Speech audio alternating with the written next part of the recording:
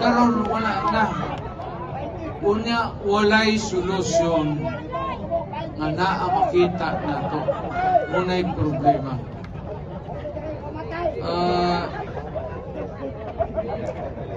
Nag-import sila og daghang bugas. Ubayan ba yun nagtaripa? Ang taripa giubsan nila from 35 to 15.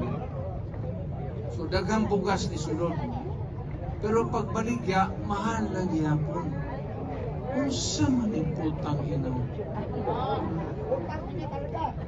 Pasudlo na, mubo ang taripa, daghang bugas, pag-deliver, mahal man lang gihapon. Buba board na rin?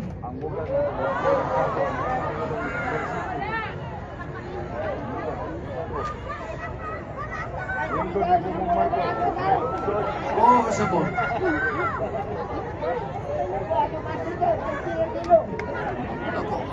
Akong presidente nito.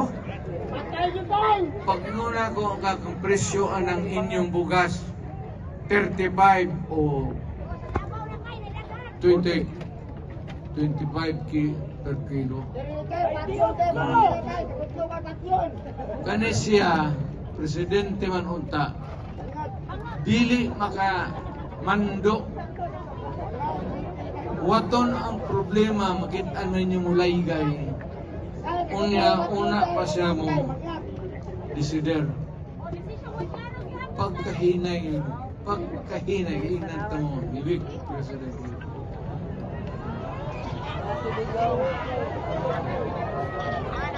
Ako, di man ko manghampo. Ano ito si John? Abot na si Duterte. Kasi ito akong tawag. Oo, tapos dito mo, nagtorya siya. Abot na ko sa Manila, akong presidente, Meron pa yun siya naabot sa na ay bugas na ang presyo baga duwa na mahal. Akong gisugo ni John. Nako, tawga ang pinaka dakong negosyante sa bugas kaya sa official sa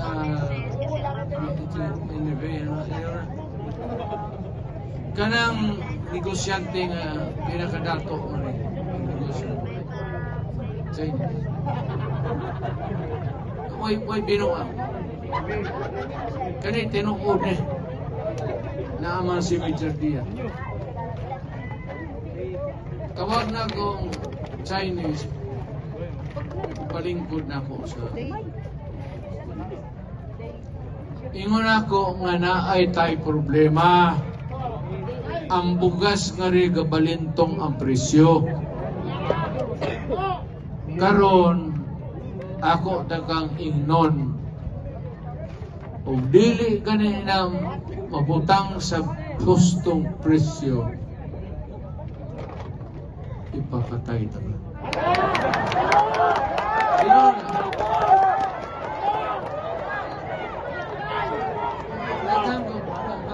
Daghang po ko gisulti na ipapatay mo na ako bipat siya. Kung napag yung ko'y biingnan na ipapatay na. Pagkahuman, huwag ko ang presyo. So nawala akong problema. Ano man ko daning community of people ba? Nagi bright diha nga makauna-una ko sa ko. Kausapod tubig, walay tubig, Manila, tanan. Ako sa Davao, dito ko.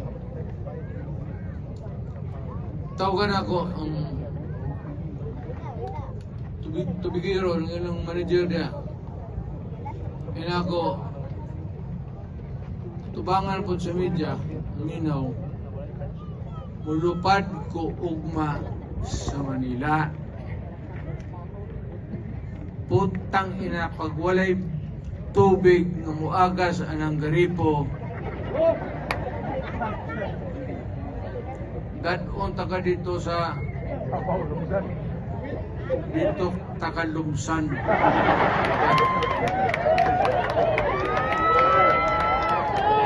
Abot tapos Manila, nanay tubig.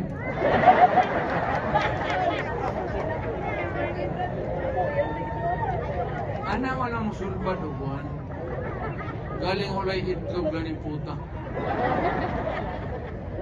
Talawan o walay sapot. Presidente kagwa kay sapot. So, duha. Karon may katulo. Di na tamag binulahay ha. Nibalik na pod ang druga. Dari sa Davao, Cebu, Manila,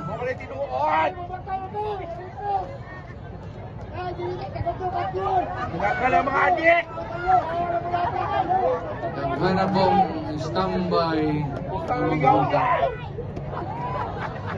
Uban manunggap.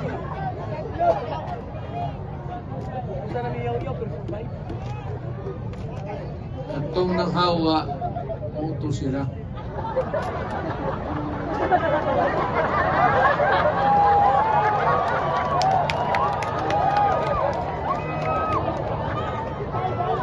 Wala yun, hinay yun. Hindi nila kontrolado. Hadlok manggod. Hadlok sila sa human rights. Sa bagay, ako may kaso ginoon ko. Pag inga na ko nga, ako sa Davao niya ito, pag ginako nga, gusto na ko ang Davao malinaw. Gusto na ko ang Davao makalakaw ang mga tao. Pagkauli ang mga estudyante, nagit ang mga babae. Naway record up sa jeep. Ginako, patsa sila daan tanan.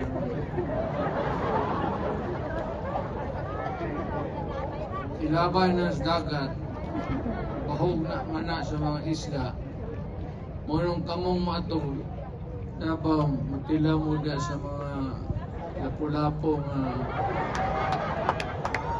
tambog kayo.